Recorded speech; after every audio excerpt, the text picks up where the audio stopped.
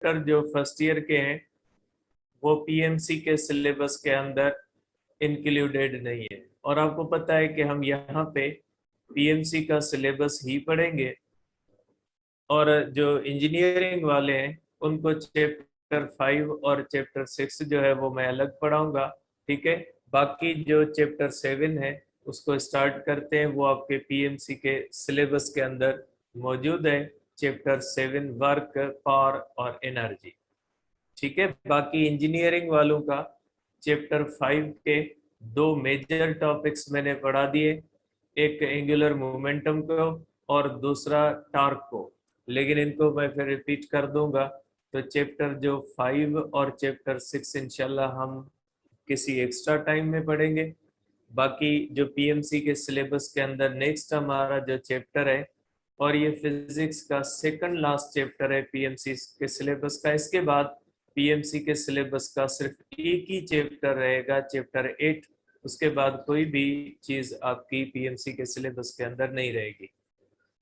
तो देखिए बेटा, चैप्टर 7 हम स्टार्ट करते हैं। चैप्टर 7 के अंदर जो सबसे पहली चीज हमने पढ़नी है वो पढ़नी है वर्क के बारे में, कि वर्क किसको कहा जाता है या वर्क का मतलब या मकसद क्या होता है। ठीक है, तो इसके अंदर पहले हम स्टार्ट करते हैं वर्क के बारे में।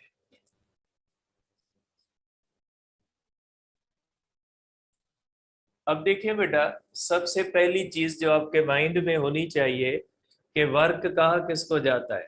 नॉर्मली हम वर्क को मुख्तलिफ सेंस में, हमारी कॉमन लाइफ के अंदर जो वर्क होता है उसका सेंस एक अलग बनता है। जैसे हम पढ़ रहे होते हैं तो भी हम कहते हैं कि हम काम कर रहे हैं, लिख रहे होते हैं तो भी हम कहते हैं काम कर रहे हैं, खा रहे हैं पी रहे हैं तो हम कहते हैं कि हम काम कर रहे हैं। तो जनरल लाइफ के अंदर जो वर्क का एक सेंस बनता है ये अलग होता है, और जो वर्क का सेंस फिजिक्स के अंदर बनता है वो एक अलग सेंस बनता है। तो फिजिक्स के अंदर वर्क को हम दो तरह से डिफाइन करते हैं। पहली डेफिनेशन जो कॉमन डेफिनेशन होती है, वो डेफिनेशन ये कहती है कि जब किसी भी बॉडी के ऊपर फोर्स लगे और वो बॉडी डिस्प्लेसमेंट तय करे तो हम कहेंगे कि उस बॉडी के ऊपर वर्क हुआ है। ठीक है, जो हमारी पास जो है वो पहली जो कॉमन डेफिनेशन है वर्क की, वो ये कहती है कि जब किसी भी बॉडी के ऊपर फोर्स लगे और बॉडी डिस्प्लेसमेंट तय करे, लेकिन वो डिस्प्लेसमेंट तय करे इन द डायरेक्शन ऑफ फोर्स, के बॉडी के ऊपर फोर्स लगे, फोर्स लगने के बाद डिस्प्लेसमेंट भी हो, और डिस्प्लेसमेंट भी जो हो वो किस डायरेक्शन में हो, इन द डायरेक्शन ऑफ फोर्स। तो देखिए क्या तीन चीजें जरूरी है कि किसी भी बॉडी के ऊपर फोर्स लगे, फोर्स लगने के बाद बॉडी डिस्प्लेसमेंट तय करे, अब डिस्प्लेसमेंट भी तय करे इन द डायरेक्शन ऑफ फोर्स। जब डिस्प्लेसमेंट और फोर्स का डायरेक्शन सेम होगा तो आपको पता है कि वो फोर्स उस बॉडी की वेलोसिटी को बढ़ा देगी, मींस उसकी काइनेटिक एनर्जी को भी चेंज कर देगी। इसका मकसद है कि हम दूसरी डेफिनेशन भी कर सकते हैं वर्क की, कि जब किसी भी बॉडी के ऊपर वर्क किया जाता है तो उसकी काइनेटिक एनर्जी के अंदर या पोटेंशियल एनर्जी के अंदर चेंज आती है। ठीक है, तो वर्क को आप दो तरह से डिफाइन करेंगे। एक कॉमन डेफिनेशन जो आप सबको पता है कि जब फोर्स लगे, बॉडी डिस्प्लेसमेंट तय करे इन द डायरेक्शन ऑफ फोर्स, तो हम कहेंगे वर्क हुआ है। ठीक है, और दूसरी डेफिनेशन ये कि किसी भी बॉडी के ऊपर हम कहेंगे कि वर्क हुआ है, लेकिन शर्त ये कि उसकी काइनेटिक एनर्जी या पोटेंशियल एनर्जी के अंदर चेंज आए। अगर काइनेटिक और पोटेंशियल एनर्जी के अंदर चेंज नहीं आती तो भी हम कहेंगे कि वर्क नहीं हुआ, क्योंकि वर्क कहता है कि फोर्स का लगना जरूरी है इन द डायरेक्शन ऑफ डिस्प्लेसमेंट, और लीनियर मोशन के अंदर हम पढ़ के आए हैं सेम होगा तो वो फोर्स उस बॉडी, मूविंग बॉडी की वेलोसिटी को इंक्रीज करेगी, और वेलोसिटी की जो इंक्रीज होगी वो काइनेटिक एनर्जी के इंक्रीज का सबब बनेगी। ठीक है, तो दो तरह से आप इसको डिफाइन करते हैं। किस तरह से आप डिफाइन करोगे? पहली इस तरह से आप करोगे कि व्हेन फोर्स इज अप्लाइड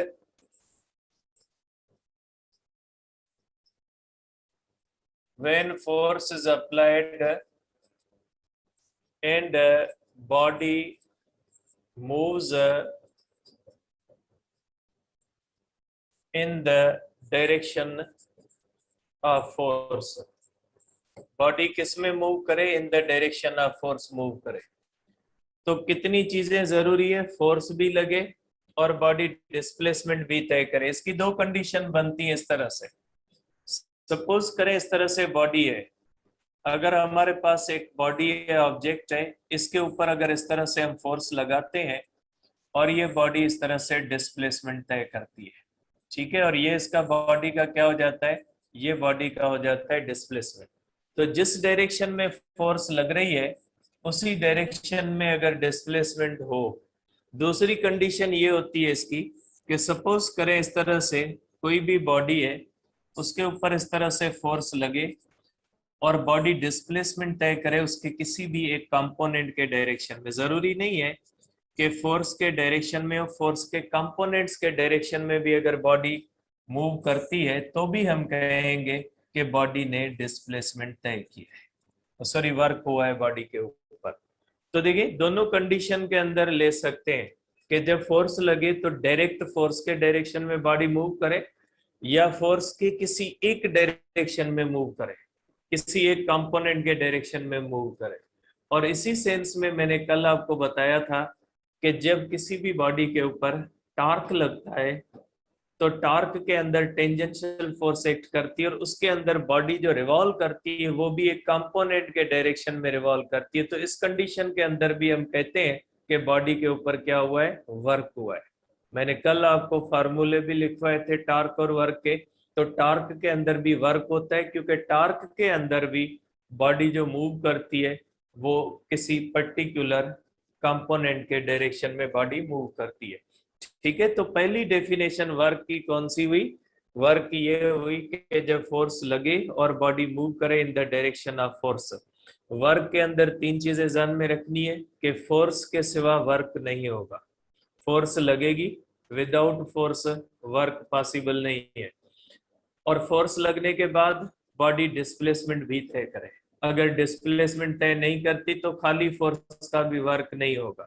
जैसे कोई दीवार है उसके ऊपर हम फोर्स तो लगाएंगे, लेकिन अगर वो दीवार अपनी जगह से इधर उधर नहीं होती तो भले हम फोर्स लगाते रहे लेकिन वर्क नहीं होगा। फोर्स लगे, फोर्स लगने के बाद डिस्प्लेसमेंट भी हो, और उसके बाद displacement in the direction of force हो। जैसे यूनिफॉर्म सर्कुलर मोशन के अंदर फोर्स भी होती है और बॉडी मूव भी करती है, लेकिन फिर भी उसके अंदर हम कहते हैं वर्क नहीं हुआ, इसलिए कि उसके अंदर फोर्स के और टेंजेंशियल वेलोसिटी के दरमियान एंगल 90 होती है। उसके अंदर टेंजेंशियल वेलोसिटी फोर्स के किसी कंपोनेंट के डायरेक्शन में भी मूव नहीं करती और फोर्स के डायरेक्शन में भी मूव नहीं करती, उसे परपेंडिकुलर होती है। इसलिए हम कहते हैं कि उसके अंदर यूनिफॉर्म सर्कुलर मोशन के अंदर सेंट्रीपिटल फोर्स वर्क नहीं कर सकती, ठीक है। तो ये कंडीशन होती है कि फोर्स लगे, डिस्प्लेसमेंट तय हो और इन द डायरेक्शन ऑफ डिस्प्लेसमेंट हो, सॉरी फोर्स हो। दूसरी डेफिनेशन ये होती है कि किसी भी बॉडी के ऊपर जब फोर्स लगे और फोर्स के बाद हम कहेंगे वर्क हुआ है, लेकिन वो सूरत में कहेंगे जब उसकी काइनेटिक एनर्जी चेंज हो, मूविंग बॉडी की काइनेटिक एनर्जी चेंज हो, ठीक है। कोई भी है ऑब्जेक्ट है, कोई गाड़ी है, वो जा रही है तो जाहिर सी बात है उसके अंदर काइनेटिक एनर्जी होती है। अब अगर उसके ऊपर हम फोर्स लगाएं तो हम कहेंगे कि उसके ऊपर वर्क हुआ है, लेकिन उस सूरत में जब उसकी काइनेटिक एनर्जी या इंक्रीज हो या उसकी डिक्रीज हो। तो अगर कोई भी मूविंग बॉडी है उसके ऊपर अगर हम फोर्स लगाएं और फोर्स लगाने के बाद हमें इस तरह से पता लगेगा कि वर्क हुआ है या नहीं हुआ, उसकी कंडीशन ये होगी कि अगर उसकी काइनेटिक एनर्जी चेंज होती है तो हम कहेंगे कि वर्क हुआ है, अगर उसकी काइनेटिक एनर्जी चेंज नहीं होती तो हम कहेंगे उसके ऊपर वर्क नहीं हुआ। तो आप कहोगे कि जो है वो work is equal to change in kinetic energy, ठीक है। वर्क जो होता है वो चेंज इन काइनेटिक एनर्जी के बराबर होता है। ठीक है बेटा, ये हुई वर्क की डेफिनेशन। ठीक है, वर्क की डेफिनेशन हमने देखी कि वर्क किसको कहा जाता है। अब हमने इसके अंदर एक बहुत ही इंपॉर्टेंट बात डिस्कस की है कि वर्क विदाउट फोर्स नहीं हो सकता, वर्क के लिए फोर्स का होना जरूरी है। अब हमारे पास फोर्सेस जो होती है वो दो किस्मों की होती है। एक होती है कांस्टेंट फोर्स, दूसरी होती है वेरिएबल फोर्स।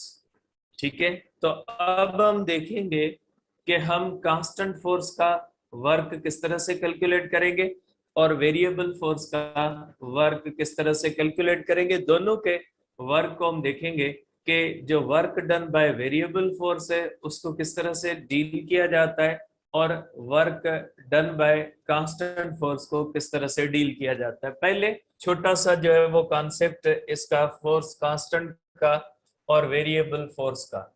ठीक है, पहले हम करते हैं कांस्टेंट फोर्स। देखिए, कांस्टेंट फोर्स का मकसद है कि ऐसी फोर्स जिसका मैग्नीट्यूड एंड डायरेक्शन दोनों, क्योंकि फोर्स वेक्टर है बेटा, अगर डायरेक्शन चेंज हो रहा है तो भी वेरिएबल है और मैग्नीट्यूड चेंज हो रहा है तो भी वेरिएबल है। Magnitude and direction remains same. अगर मैग्नीट्यूड और डायरेक्शन दोनों सेम रहते हैं, फॉर एग्जांपल एक बॉडी को आप मूव करवाते हो इस तरह से, एक आपके पास पाथ है, इसके ऊपर आपने 10 न्यूटन फोर्स लगाई है और ये बॉडी मूव कर रही है।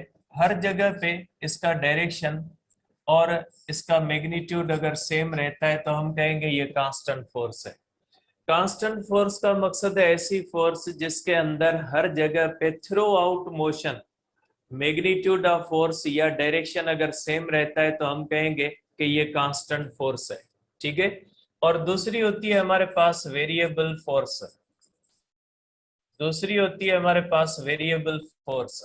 अब ये वेरिएबल फोर्स का मतलब क्या होता है?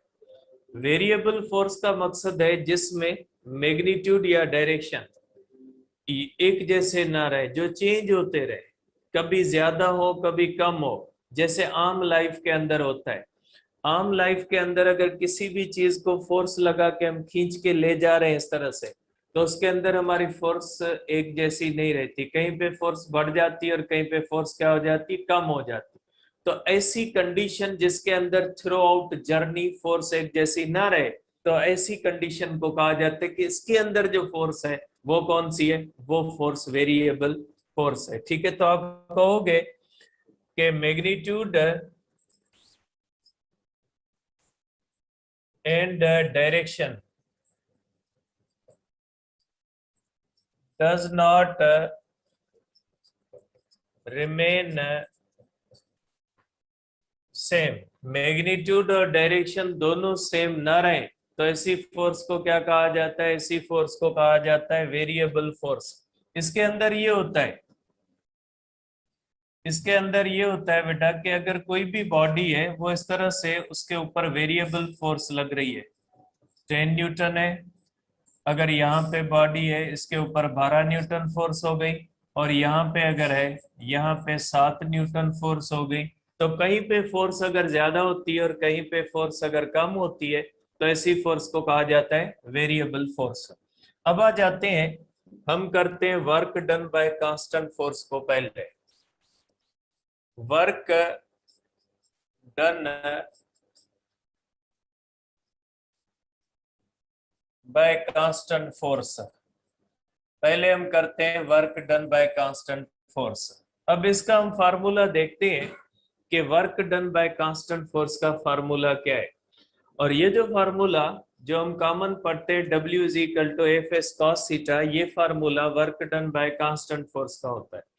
अगर किसी भी दो पॉइंट्स के दरमियान कोई भी बॉडी डिस्प्लेसमेंट तय करती है तो थ्रू आउट मोशन अगर फोर्स एक जैसी रहेगी तो हम ये फार्मूला इस्तेमाल कर सकते हैं। अगर थ्रू आउट मोशन फोर्स एक जैसी नहीं रहेगी, वेरिएबल फोर्स होगी, तो उसके लिए आप ये फार्मूला डायरेक्ट इस्तेमाल नहीं कर सकते। ये फार्मूला उसी सूरत में इस्तेमाल होगा जब दो पॉइंट्स के दरमियान फोर्स जो हो वो कांस्टेंट फोर्स हो, work done by constant force को हम कैलकुलेट कर सकते हैं। जो हमारा कॉमन फार्मूला हम पढ़ते हैं उस कॉमन फार्मूले के थ्रू हम इसको कैलकुलेट कर सकते हैं।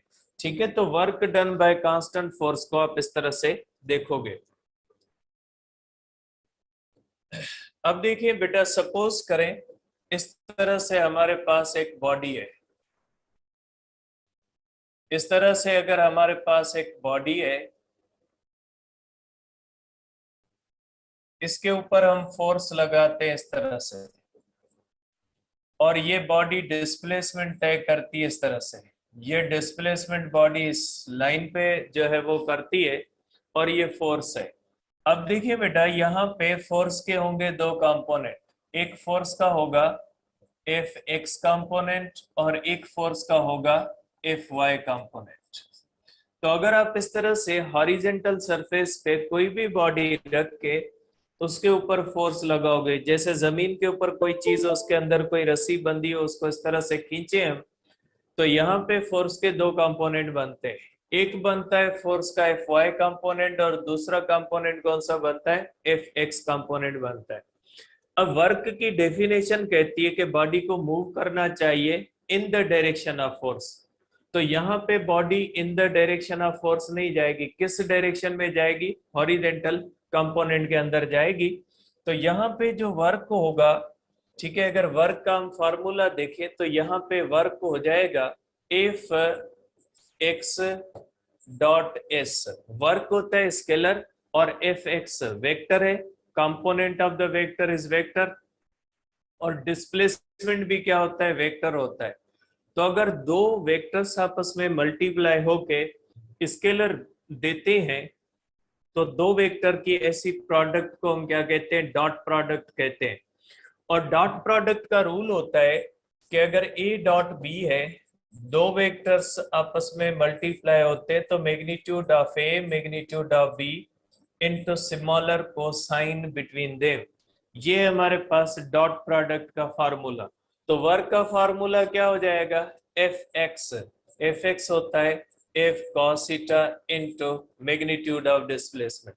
तो आप कर सकते हैं W is equal to F cos theta into S. इसको आप लिख सकते हैं इस तरह से कि work is equal to product of component of force in the direction of displacement, in the direction of displacement and magnitude of displacement। ठीक है, किसके दरमियान प्रोडक्ट है, ठीक है। वर्क को आप इस तरह से डिफाइन कर सकते हो, work is equal to component of force in the direction of displacement and displacement. क्योंकि ये इफ एक्स है, ये वो कंपोनेंट है जो इन द डायरेक्शन ऑफ फोर्स है। इस तरह से आप इसको कर सकते हैं। आप इसको इस तरह भी लिख सकते हैं, work can also be written as,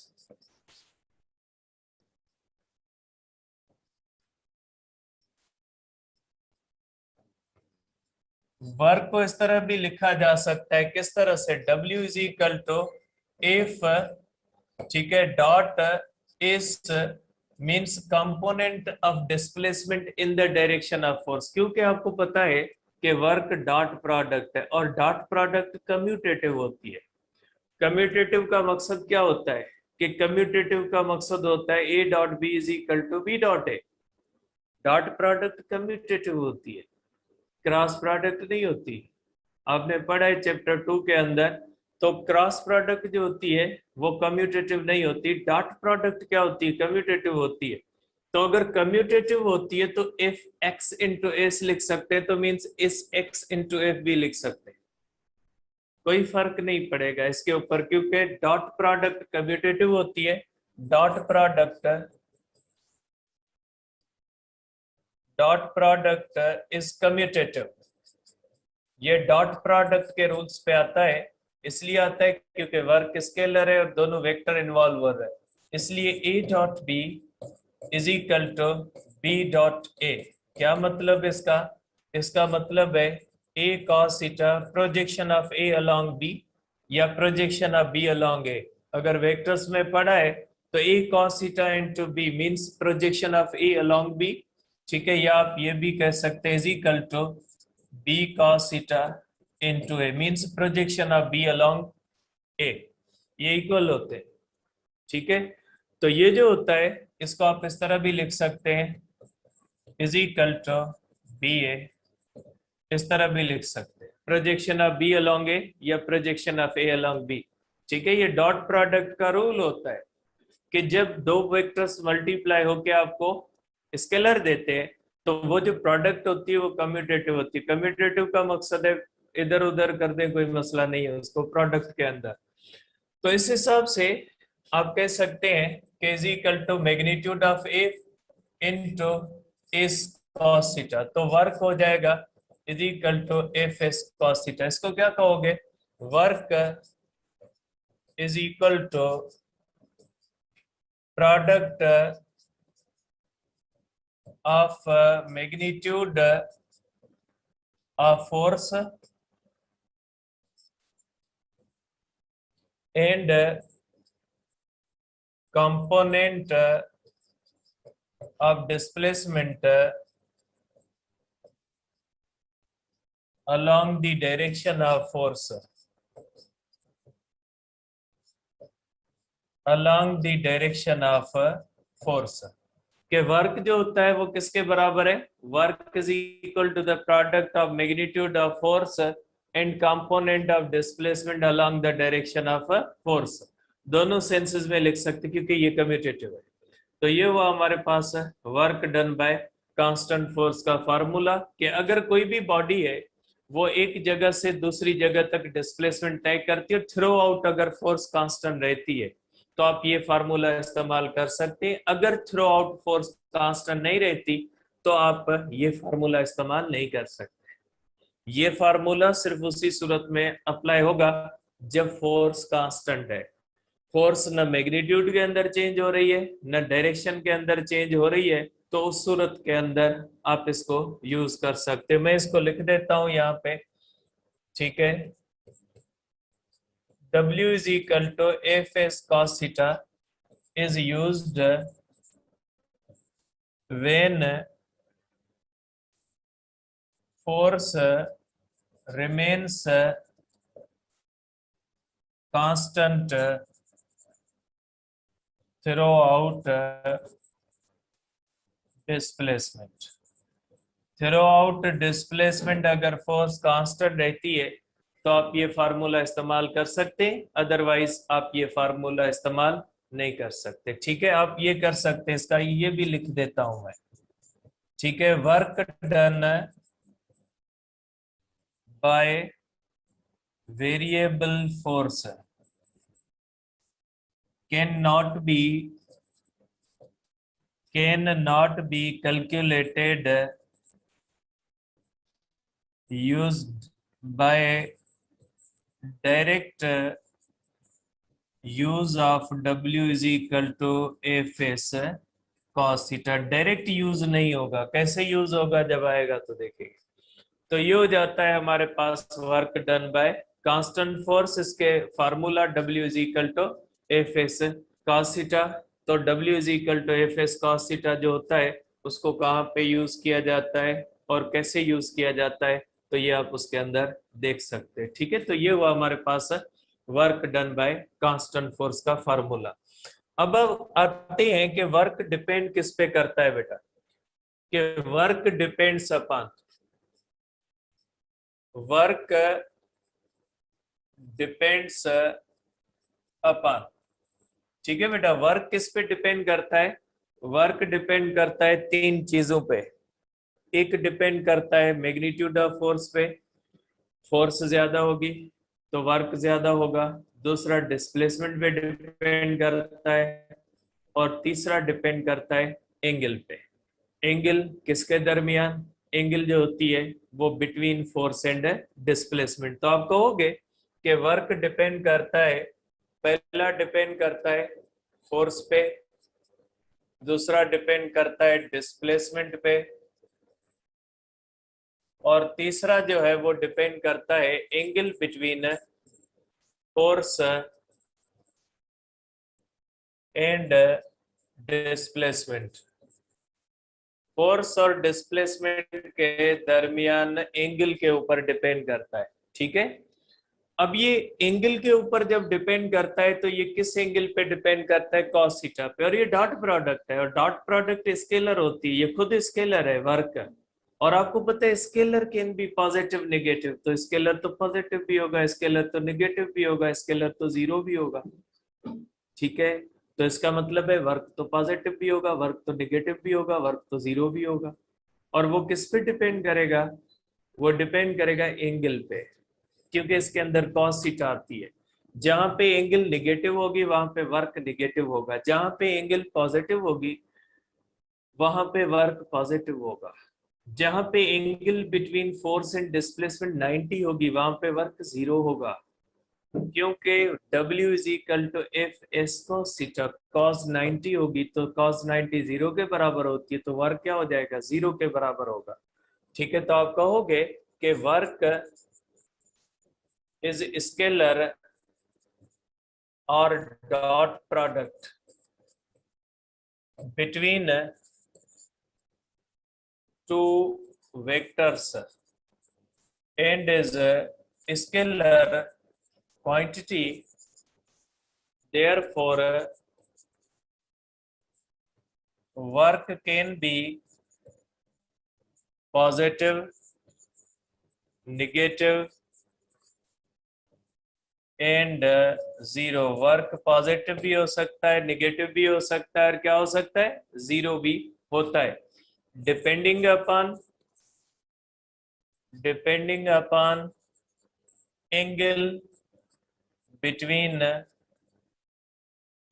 F and S. F और एस के दरमियान एंगल पे डिपेंड करता है, एफ और एस के दरमियान एंगल कौन सी है वही तय करेगी कि वर्क पॉजिटिव होगा, नेगेटिव होगा या जीरो होगा।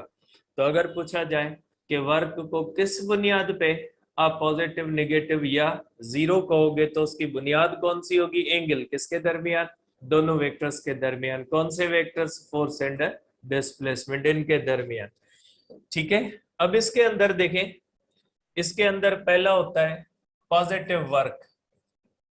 कि पॉजिटिव वर्क कब होता है, कि वर्क को पॉजिटिव के सेंस में कहते हैं, ठीक है बेटा। वर्क पॉजिटिव कब होता है, जब थीटा ग्रेटर देन और equal to zero, less than 90 degree होती है। देखिए यहाँ पे इक्वल और ग्रेटर दोनों, यहाँ पे सिर्फ लेस है, क्योंकि 90 पे वर्क क्या हो जाएगा, 90 के ऊपर वर्क जो होगा वो जीरो हो जाएगा, ठीक है। तो आप कहेंगे कि work is positive when theta greater than 0, less than 90 degree, because at 0 to 90 degree cos theta is positive। cos theta की वैल्यू पॉजिटिव होती है, इसलिए जो है वो वर्क पॉजिटिव होता है 0 से लेकर 90 तक, ठीक है। अब इसके एग्जाम्पल कौन से हैं, इसके हमारे पास एग्जाम्पल्स कौन से हैं। इसका एग्जाम्पल है work done by applied force, work by applied force, work done by gravity, done by gravity when body falls freely in downward direction। Downward direction जब बॉडी फॉल्स फ्रीली करती है तो work done by gravity positive होता है। और भी बहुत सारे ऐसे होते हैं जो वर्क डन पॉजिटिव होते हैं। वर्क डन एक और भी है, work done bye stretching force applied on spring. तो ये सब के सब पॉजिटिव के केस है। जैसे ये होता है, मैं इसके बना देता हूं कि सपोज करें इस तरह से अगर फोर्स लगती है तो बॉडी डिस्प्लेसमेंट जो तय करे वो इस तरह से डिस्प्लेसमेंट तय करे, फिर एफ एक्स के डायरेक्शन में करे, तो ये वर्क पॉजिटिव। यहाँ पे angle greater than 0 less than 90 है, और ये हुई अप्लाइड फोर्स। ठीक है, और ये होता है कि अगर इस तरह से स्प्रिंग होता है, स्प्रिंग के ऊपर अगर हम फोर्स अप्लाई करें, इसको स्ट्रेचिंग फोर्स कहा जाता है। इसका भी वर्क पॉजिटिव, क्योंकि ये स्प्रिंग जब स्ट्रेच होगा, तो स्प्रिंग जब स्ट्रेच होगा इस तरह से, तो ये डिस्प्लेसमेंट होगा। डिस्प्लेसमेंट का डायरेक्शन और फोर्स का डायरेक्शन क्या हो जाएगा, सेम। तो work done bye stretching force होगा। और कोई भी बॉडी जब फॉल्स फ्रीली, तो फोर्स ऑफ ग्रेविटी भी डाउनवर्ड होती है और बॉडी का डिस्प्लेसमेंट भी डाउनवर्ड होता है। तो उस कंडीशन के अंदर भी वर्क डन बाय ग्रेविटी है। यहाँ पे ध्यान में रखिएगा, work done by gravity, work done against gravity negative होता है। ये वर्क डन बाय ग्रेविटी होता है। जब बॉडी डाउनवर्ड होती है तो वर्क पॉजिटिव होता है। ठीक है, तो इसको ध्यान में रखिएगा कि ये पॉजिटिव वर्क के जो है वो एग्जांपल्स हैं। अब हम कहते हैं निगेटिव वर्क के। अब ये वर्क निगेटिव कब होता है? वर्क निगेटिव तब होता है जब थीटा जो होती है, वर्क निगेटिव है। ठीक है, work is negative when theta greater than 90 degree less than or equal to 180 degree. ठीक है, अब अगर थीटा 90 डिग्री से बड़ी हो और 180 से छोटी हो या 180 के बराबर हो, ठीक है, when then work is negative when theta greater than 90 degree less than 180 degree. अब इसमें क्या होता है, because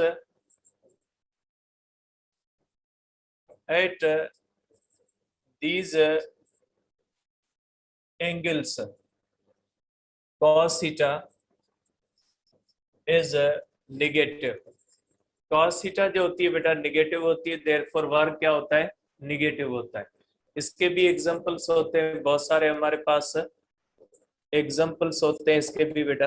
work done by friction, work done by friction जो होता है वो ऑलवेज जो होता है वो नेगेटिव होता है, क्योंकि फ्रिक्शन का direction always opposite to the जो है वो होता है, always opposite to the motion होता है। वर्क डन बाय फ्रिक्शन,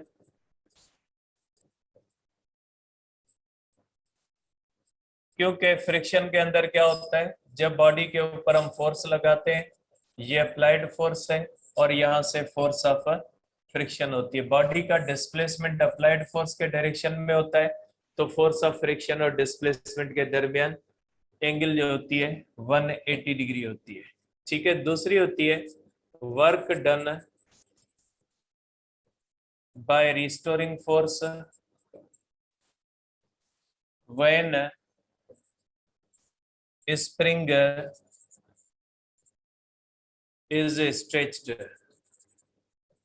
ठीक है, अब ये होता है कि अगर इस तरह से कोई स्प्रिंग है उसको स्ट्रेच करते हैं इस तरह से, तो इसके अंदर दो फोर्सेस होती है, एक डिफॉर्मिंग फोर्स या अप्लाइड फोर्स, और एक होती है रिस्टोरिंग फोर्स जो इसके पीछे वापसी के डायरेक्शन में होती है। अगर इस तरह से डिस्प्लेसमेंट होता है तो यहाँ पे भी देखें एंगल रिस्टोरिंग फोर्स के दरमियान और डिस्प्लेसमेंट के दरमियान क्या होती है, 180 होती है। तो इसके अंदर भी वर्क निगेटिव होता है। तीसरा इसका एग्जांपल होता है, तीसरा होता है work done against gravity, work done against gravity when body moves, ठीक है, अपवर्ड। जब बॉडी अपवर्ड मूव करती है तो वर्क डन अगेंस्ट नेगेटिव, जो ग्रेविटी जो होता है वो नेगेटिव होता है। कैसे होता है, इस तरह से होता है, जब बॉडी ऊपर मूव करती है तो फोर्स ऑफ ग्रेविटी का डाउनवर्ड होता है और डिस्प्लेसमेंट जो होता है वो अपवर्ड होता है। ठीक है, तो इस कंडीशन के अंदर थीटा जो होती है वो 180 होती है, तो वर्क निगेटिव होता है। अब तीसरा होता है कि वर्क जीरो कब होता है। ठीक है, वर्क जीरो तब होता है जब फोर्स के दरमियान और डिस्प्लेसमेंट के दरमियान जो एंगल होती है वो 90 डिग्री होती है। ठीक है, तो work is zero, work is zero when theta is equal to 90 degree, because at 90 degree cos theta is equal to 0। cos theta 0 होती है, w is equal to f s cos theta, cos 0 होगी, f into s into 0 क्या हो जाएगा, 0 हो जाएगा। अब ये किसका वर्क होता है, इसके भी एग्जांपल्स होते हैं बहुत सारे। ठीक है, पहला एग्जांपल ये होता है कि वर्क डन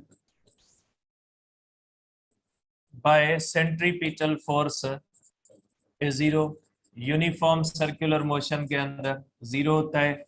दूसरा एग्जांपल होता है आपके पास work done by normal force.